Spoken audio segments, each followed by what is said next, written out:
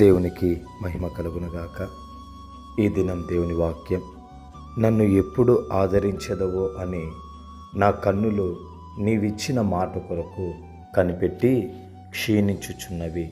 గమనించినట్లయితే గనక ప్రభువు సెలవిస్తున్నదేమనంటే, ఇక్కడ అనేక మంది వారికి దేవుడు చెప్పిన మాట ఎప్పుడు నెరవేరుతుంది, ఎప్పుడు దేవుడు వారిని ఆదుకుంటాడు, ఎప్పుడు దేవుడు వారి యొక్క శ్రమలను కష్టాలను తీరుస్తాడు, ఎప్పుడు దేవుడు నాకు సహాయం చేస్తాడో, ఈ పరిస్థితిలో నుంచి నన్ను ఎప్పుడు దేవుడు విడిపిస్తాడు, కాపాడుతాడనేసి అనేక మంది ఏం చేస్తున్నారంటే, దేవుని యొక్క మాట ఆ నెరవేర్పు కొరకు ఎప్పుడా దేవుడు నాకు సహాయం చేస్తాడని చెప్పేసి ఎదురు చూసి నా కన్ను క్షీణించుచూ ఉన్నదనేసి లేఖనం సెలవిస్తోంది. గమనించండి ప్రియమైన దేవుని జనాంగమా, ఆ యొక్క ఎండిన నేల వర్షం కొరకు ఆశపడినట్లుగా నీవు దేవుని యొక్క మాట ఎప్పుడు నెరవేరుతుందా అని చెప్పేసి ఎదురు చూపు ఎప్పటికీ కూడా నిరాశగా మారదు, ఎప్పటికీ కూడా నీ ఆశ భంగము కాదు. ఎందుకనంటే నిశ్చయముగా నువ్వు ఎదురు చూస్తున్న దానిని దేవుడు ఖచ్చితంగా చూస్తూ ఉన్నాడు. నీకు ఎదురు చూపును ఆయన నిశ్చయముగా నెరవేర్చేవాడై ఉన్నాడు.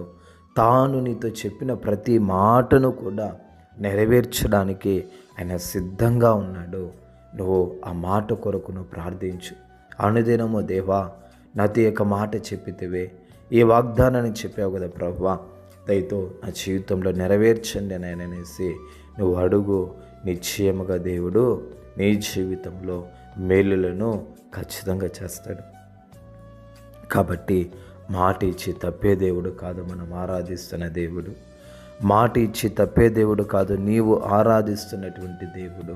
ఆయన నిశ్చయముగా నెరవేరుస్తాడు, నిశ్చయముగా సహాయం చేస్తాడు.